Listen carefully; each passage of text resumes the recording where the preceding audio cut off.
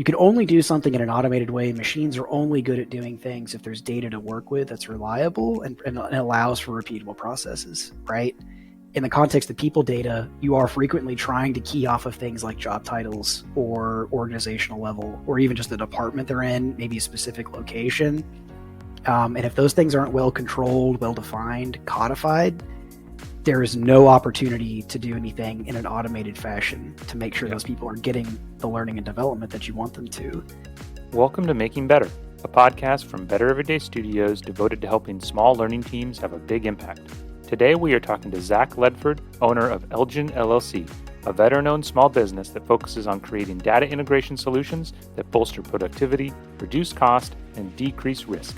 Incorrect people data is one of the biggest challenges I have faced when implementing learning strategies, so I wanted to have him on to discuss. Let's dive in. Okay, Zach, welcome to Making Better. How are you doing today? I'm doing great. Thanks for having me. How are Awesome. I'm doing great. I'm really glad to get to have you again because we had a technical problem with the first time we tried to have this. So as is standard practice in podcasting, we will assume that was the best podcast that was ever recorded and no one will ever get to hear it. But thank you so much for doing it again. We have a long history together, but for the listeners, I'd love for you to give kind of a 1 to 2 minute intro of yourself. Sure. So I'm Zach Ledford. I'm one of 3 co-founders of an HR technology consulting company called ELJUN LLC.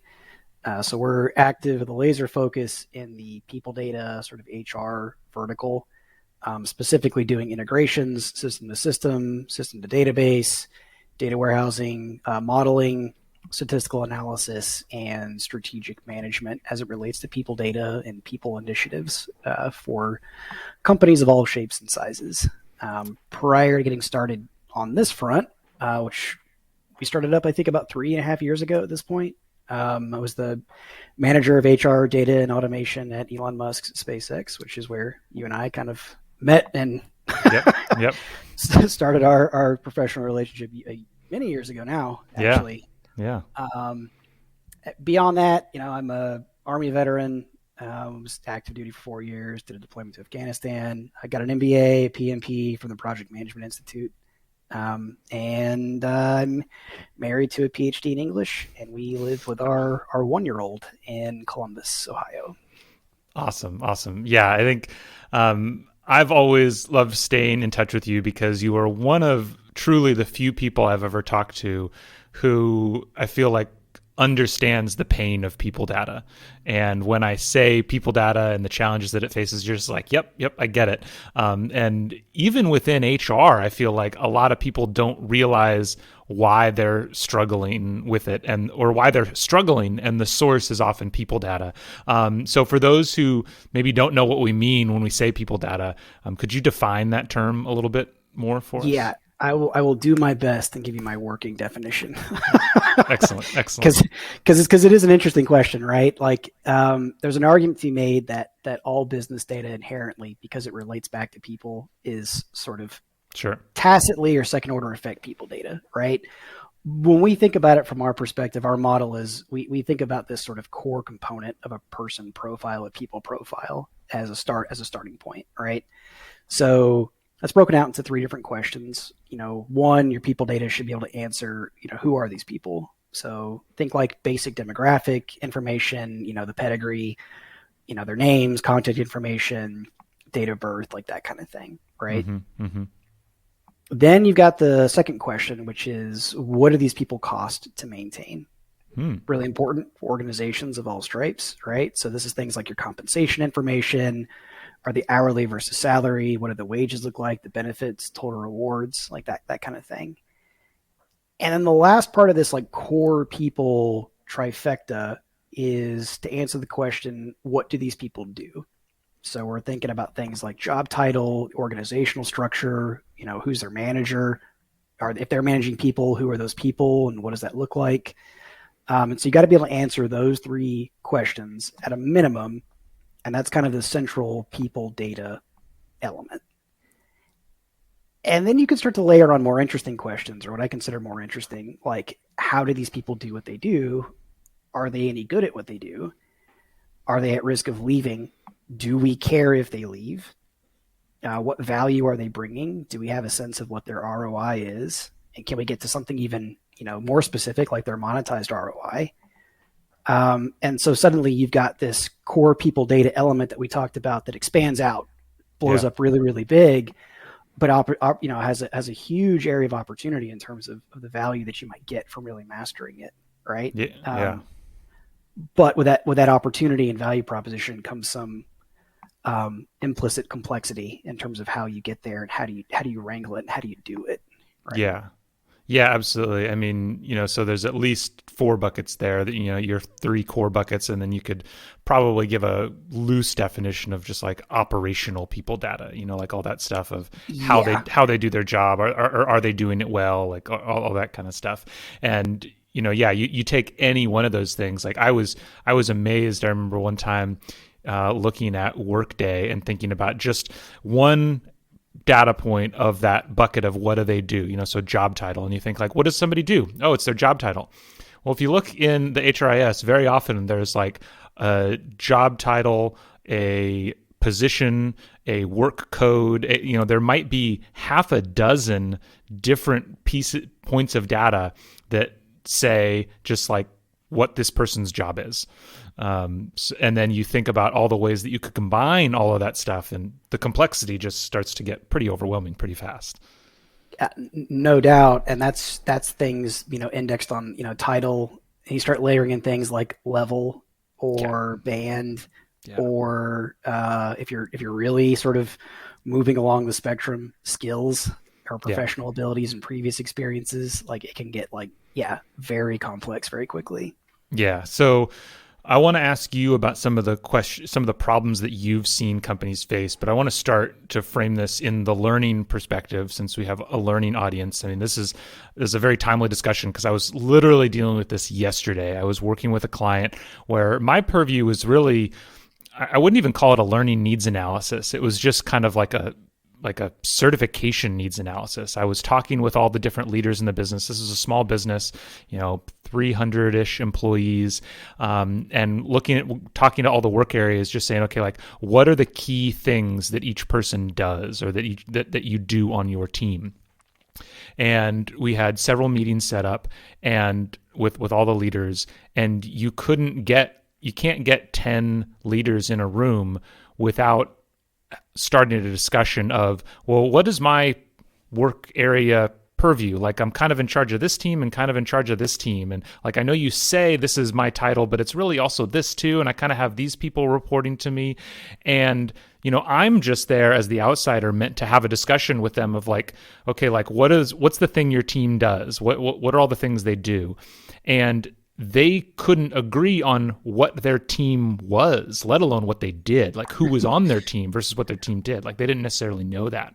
And so immediately you just run into the wall of like, well, I don't know where we can go if you don't clearly know, what your department is or who the members of your team are.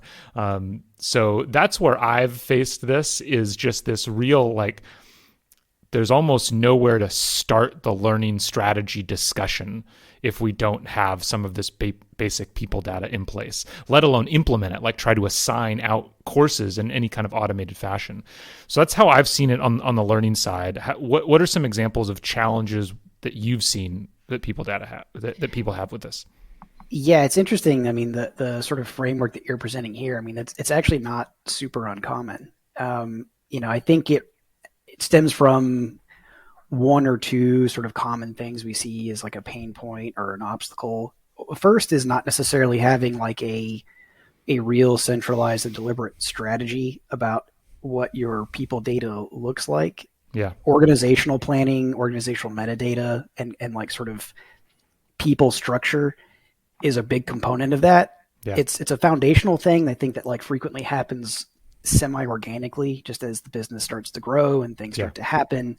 You're just like, where do I slot it? It goes over here, right? Because that's where someone notionally has capacity to manage it. Yeah.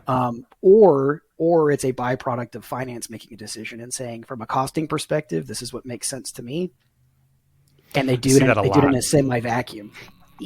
Yeah, I see that a lot. It's actually really surprising to me how often the HR HRIS structure is driven by finance. It's Yep. a very common thing. Yep. And it's not necessarily super clean, and it's frequently not clean at all, right? Yeah. Because your cost centers and costing allocations, your approval workflows for that section of the business may be very different from the functional component that actually says this person reports into this management chain, right? Yes. And the bigger the separation between those two things are, those two worlds, the harder and harder it is to get them to reconcile, and it causes all kinds of problems. Yeah. Yeah. Do you have any examples of like and obviously not specifics, but like when you say it causes all kinds of problems, Sure. So one that comes up with virtually every client that we've had is around quarterly and annual forecasting activities. So think headcount, think spending, just overall operational expense planning, and succession planning. Those are all kind of tied into this animal of labor forecasting and headcount control.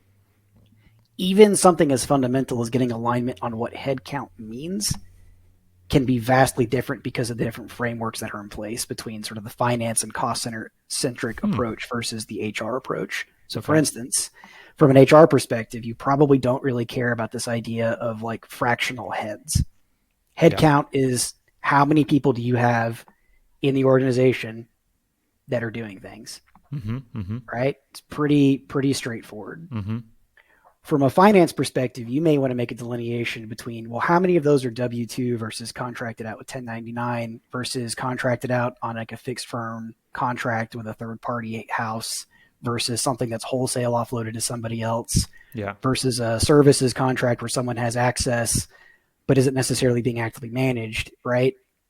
And then layer in a third that we actually haven't talked about, and that's the IT function. Yeah. Because the access part, as we're talking about it, kind of jogged my memory. Now you've also got the access control layer, both in terms of physical security and to your network or to your various systems. So if you can't even get baseline definition of like something as simple as what does headcount mean, how in the world are you supposed to actually put together a program holistically to manage it? Yeah. No. Yeah, absolutely. And just to really quickly for kind of the learning audience to put a pin in like why this matters, because it can be like, hey, I'm the learning person. I'm just over here. We're kind of getting in the weeds here. I think not having good understanding of whether it's like who reports to who or what departments exist makes it next to impossible to implement a big learning strategy, a automated in any way or scalable learning strategy. This is not a problem that we can solve by ourselves, right? Like we have to engage other elements of the business that have very entrenched interests in this. And I think understanding some of the reasons why, like you were just talking about, HR has a certain problem to solve, finance has a problem to solve, IT has a problem to solve.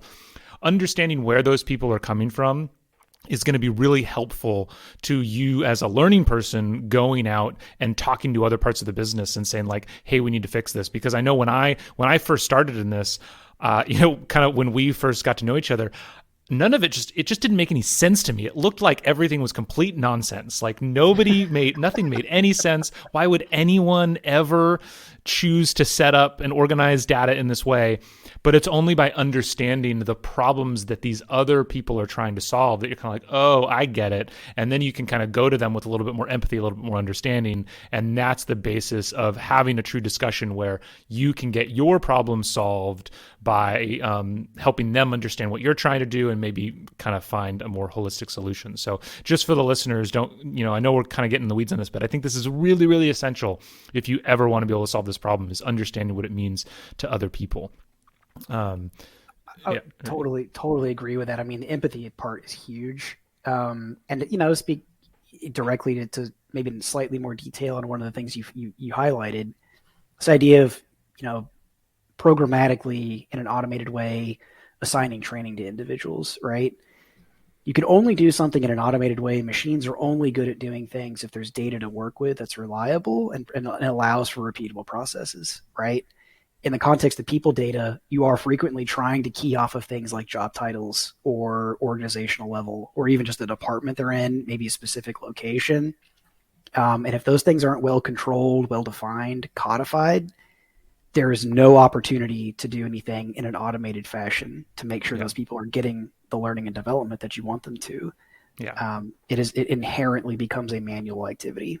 Yeah, exactly. Because the probably the two most common things that I would run into would be something like, give this course to all the engineers, or or pick whatever job title. And it's like, well, do you mean like software engineers or hardware engineers, or they don't really have a clear knowledge of what they mean, or what titles are in the system. And then the other place I get this is, assign it to this whole department, when that department doesn't even exist. Really what they mean is assign it to everybody who reports to this person. Right. But you don't want to ever assign training based on a person, because then if that person moves, it like messes everything up, So those are kind of it's, for us in the learning space, it becomes really challenging. So when you mentioned all these problems, when you start working with a company, what are some of the, first things that you do to try to get past this problem or solve some of these data problems? Yeah, the first piece is to have the various conversations with the different players who might have different frameworks they're working with, and meet with them individually first to understand like what they're doing and why. I mean, again, that empathy point is extremely important, right? It's a matter of understanding their motivation and intent, because there always is one. Like, we'll go in with the baseline premise that there's no malintent. There's not someone actively trying to subvert the business. Yeah, we're all trying to do the right thing. Yes, that's always a good place to start. Right, and so you go in with that frame of mind. I think it's helpful. But once you start to kind of see those things, there's generally going to be like significant overlap, right? It's the 10-20% of things that don't perfectly align that cause the problems, right? Yeah. So that's where the proverbial squeaky wheel is sort of starting from. And so that's the point of intervention, to kind of start to figure out like, what can we do maybe to make that a little bit less problematic, a little less noisy. Do you find that there's some like easy, kind of on that idea of like, there's quite a bit of overlap, but then there's these outliers? I find that like in a lot of instances, those outliers, they take up all the time and you wind up trying to solve those. Are there often like early wins that you can get to really move the ball forward, just because like these things basically are the same thing? You're just calling them different things, but we can kind of combine them with relatively little work, and then worry about the detail, the other 20% later on. Yeah, sometimes that happens pretty readily, right? Like you'll see a difference between even just terminology. Finance is calling something a cost center, or as this notional idea of a cost center hierarchy, and there just hasn't been someone to bridge the gap to say that in HR speak that actually means a supervisory organizational structure mixed in with a department, mixed in with like a group or a division. Yeah. Right. And so it's as simple as really like, as crazy as it sounds, just putting together even an Excel spreadsheet that says, here's what HR calls it, here's what finance calls it, and here's where there's a mismatch. And so can we break apart those problem children and sort of figure out what to do from there, right? But like 9 times out of 10, you guys are saying the same thing, just with like different words. Yeah. Kind of on that, when you talk about, meeting with all the players, what are the common players in this discussion? And is there a common like head of it all, like who, like a decision maker? Oof, man. So the common list of players is an easier one to answer. So I'll start with that. Right. Okay. So you'll have whoever your head of HR, whoever your head of HRIS might be, your information systems person, right? In theory, they're getting marching orders from the CHRO or the chief people officer or whatever else. And so they should be their representative. Mm-hmm. That person's probably a little bit higher level than what you need for this specific conversation. Mm. But if it's a smaller or mid-cap business, maybe not. It might be the same person. Mm-hmm. Mm-hmm. This should be someone who understands the theory behind the HR core systems and what they're doing. Mm-hmm. It's really important too to include not just core HR, but talent acquisition and recruiting in this part as well. Because if you think about end to end, how you get people into the business, how you're posting externally, and that sort of bridge, that's a really big component that frequently kind of gets like lost in the mix. Yep. And those frontline people, they know a lot. They know a lot, and they're also your bridge to the individual business leaders because the hiring managers have to be present, right? Yep. You need them as part of this conversation. Okay. The others would be members of the finance team. Typically, there might be someone from payroll, right? That might want to have some play here. There's a lot of decisions that are made in terms of how to organize data from an organizational perspective because of like local labor laws or tax laws. As crazy as that sounds, like it's coming out of like a legislative need. Yep. So understanding that if and when it pops up is helpful. Yep. And then anybody who's doing the forecasting components that rolls up into the CFO as it relates to workforce management and workforce planning, you want that person or those people in the room too, for sure. Because if you don't have them on board, that means you don't have the CFO on board. I don't care what you're doing, how persuasive the other executives are that you have in your corner. It's not going to work. Yeah, that makes sense. CFO has to be down. And then the learning function for sure, because that's the other part of it, right? You think about the major consumers of this data. And someone who's also entrenched in with the different business leaders, it's learning and organizational development that should be plugged in with that. There's someone who can help bridge some of the operational needs and requirements and strategy with what's actually available from the people data side. Yeah. So kind of, to put, big picture terms on it, it's probably, so we got learning, you got HR, you got a couple different modes of finance. So you got like compensation and then core finance, IT, and recruiting are probably some of the major players. I do want to highlight one thing that you mentioned that I think is really critical with this, because this kind of stuff is so in the weeds and sounds so I don't even know what it sounds minimal, or it just sounds like, why are you talking about this? There likely is a big separation between, at least in my experience, the people who can have your initial conversation of like, talk about like, what are the terms? How do I define them? How do I use them? And the people who can make a decision about making a change. And so, like when we talk about finance and you're talking about having those meetings to get set up, it's not about, hey, let me go talk to the CFO about this, because they're probably not going to take a meeting. They're not going to care. Even in a relatively small company, they might not, it just feels below their radar. You're going to need to talk to the people who are dealing with this data day to day to get that understanding, get them on your side, build their case. And so then, you're having like the ground level person in finance kind of requesting the meeting with the CFO of, hey, we want to talk about this change.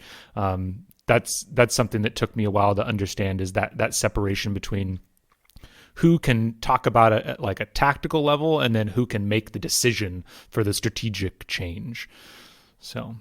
No, I think it's a really important point, right? Like you are probably not going to be going, talk to the board of directors or the entire C-suite and, present your case with this like very in the weeds component, and then be like, and now give me a decision because I'm here and I'm ready for one, right? Not going to happen. Yeah. In over 10 years, I've never seen that happen.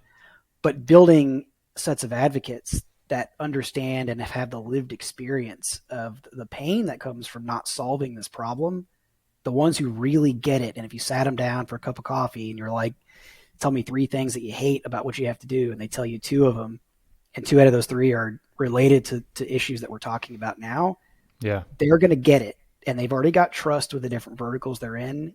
If you get them to become your advocate, which is easier because they understand what you're trying to do and how it will help them, they'll sell it for you. Yeah. And I think, that's huge, because the pain that we feel in learning, like everybody has their own kind of that pain, whether it's recruiting and how they have to like manually enter data because there's not a clean integration between the ATS and the HR system, or finance that's got to like rerun a bunch of charts because they can't automatically pull it out of their finance system because the data is not correct. Everybody's got their own set of this. In those discussions though, so like when you're trying to build that case, what are some, so getting back to kind of the core of what you do, you go into companies, you help them, re-engineer the back end to help these integrations. This seems in the weeds, but it has huge payoffs, not just for the frontline people, but for the business as a whole. What are the kinds of things that you've seen as the payoffs of doing this better, as that, the people listening can kind of use as, firepower to like go push these conversations, get people to talk to them about it. So like, what are some examples of how this can improve a business when we do it better? Yeah, for sure. So there's only three things that decision makers in business care about. That's time, money, and risk, right? Yeah. That's it. Yeah. And those things are frequently very intertwined and very intermingled. But if you can put a narrative together that speaks to one or all of those things, it's going to resonate, right? Mm-hmm. And this is a narrative that readily hits on all three, right? So from a time perspective, manual intervention, repeat work, that's an easy one for people to understand, right? And it's easy to put something that seems esoteric and put a number on it. So we do this kind of thing all the time. We'll say, what does your overall recruiting activity look like? You mentioned that maybe there's no integration between the ATS and the HR system, right? What does your manual activity look like per position that's being posted inside of the ATS? What does your overall time look like when you hire somebody to actually extend the offer, go through the whole process and get everything documented? What does it look like? And do you have to repeat work to move that person from a candidate status in the ATS to becoming like an onboarded employee in the HR system? Yeah. We've literally sat there with like a stopwatch and done this. Nice. To see, like, collect data on it. And then we'll say, okay, maybe it's 5 minutes here, 10 minutes here. It adds up to, an hour or two per requisition or per activity times a throughput of 1,000. There's 2,000 hours. We'll dollar cost average out what the average total rewards are for the employees who are doing that function. There's your monetized costing, right? Yeah. Yeah. So we've got time, which carries opportunity cost that we've accounted for. Convert that to number of working days or weeks. It's opportunity cost. Actual monetized cost of that activity. So there's a direct loss as well. And then there's the risk component where you might start looking at things from a reporting perspective that matter a lot. If you're somebody who's active in the space that requires like the OFCCP or EEO compliance components, if you can't readily report on some of those things, it could kill your business because you won't be able to continue to support government contracts.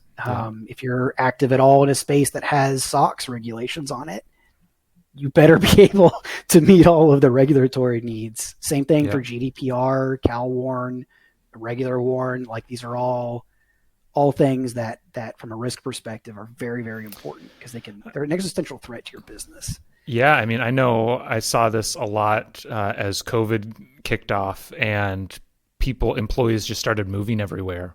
And if you don't have a clean system to get that data updated, then, it's one thing if somebody's living in a different state. And so maybe they don't get the correct sexual harassment training or whatever. It's like, okay, like it's not the worst thing in the world, but like somebody moves out of the country and you don't account for that. And there's like 1,001 tax implications. Yeah. God knows what else. These can have huge risks if they're not managed appropriately. Definitely. I mean, and it comes down to access control and things on the IT side of the house as well, right? Like I've seen it where you have people that are just lingering in systems forever, 5 years after they've been terminated, and they still technically have a backdoor entrance into a key system. It's mind-boggling, but it happens all the time. Yeah, absolutely. Yeah. Well, hopefully. Yeah, I think that covers, I think, most of what I was thinking I wanted to cover today. What about you? Any other things when you think about people that are talking to a learning audience, anything else that you wanted to cover? Yeah, I mean, I think it is, it's important to be creative and always have this mind towards pushing towards the automated solutions where you can. So it frees up your time to focus on those things that machines are not good at doing. And there are many things that they're not good at doing. Despite what we might hear with ChatGPT, there are still many, many things that computers are not good at yet. Yeah. So, I would proper up to the audience, we've kind of touched on it a few times, but like, what are different things that you can key off to kind of help assign training out or monitor it? Titles, skills, previous experiences, levels. I've done stuff off of Payband. I've introduced don't be afraid of introducing new data to the data model too. Mm-hmm. You mentioned the engineering function. I've done this in probably 15 organizations now where we've made a delineation between engineering versus non-engineering, and it's a binary flag, and we use it because it's impossible to account for all the variations of job titles, right? Do you include solutions architects or not? Are the engineers or not? Right? Like, put a codified workflow into place to help introduce that data if possible. And don't be afraid to go advocate for that, because a lot of times people say, "Never thought about that." Sure, why not? Yeah. Right? And it's easy. And then the other thing would be, along the lines of the organizational component, thinking about, I want everyone who reports to this person. You could also think about positions and people and the interplay there. So maybe you're allocating training based on position and positional structure. Position management is a component of the business, and assigning training based on that as opposed to the individuals in the position. So we've done this before too. Okay. So there's ways to get creative with it so that you've got something that's not super brittle, but is still doing what you want it to do. I've seen that before, and if I get what you're saying, is like I've seen this in like the Workday point of view, where Workday has the concept of a position that is separate and apart from the person in that position. Right. Yeah. Yep. Okay. There's the organization with organizational slots, and then you put people in and out of the slots, but the slots themselves remain until there's a strategic decision to deprecate or move them. Yeah. Yep. Well, awesome. Well, thank you so much, because I really think if you start to think about a lot of the challenge that you have implementing a learning strategy and an effective learning strategy is really making a difference in the business, this is really one of the places where you start to run into challenges. You just don't know who's in the business, where they are, and what they do. Right. And you don't know that because there's not a good data structure in place. And so starting these, don't feel like you're just stuck and can't do anything. But also just don't go to the C-suite and say, we need to change. There's other people in the business that are feeling the same pain for different reasons. And it's about getting those people together, understanding their pains, trying to come up with solutions to it, and then presenting that up above. I think that's the only way to move forward. So, thank you so much, Zach, for being on today. I can always talk about this forever. So thanks a lot for being on. I appreciate it. Happy to be here. Thanks.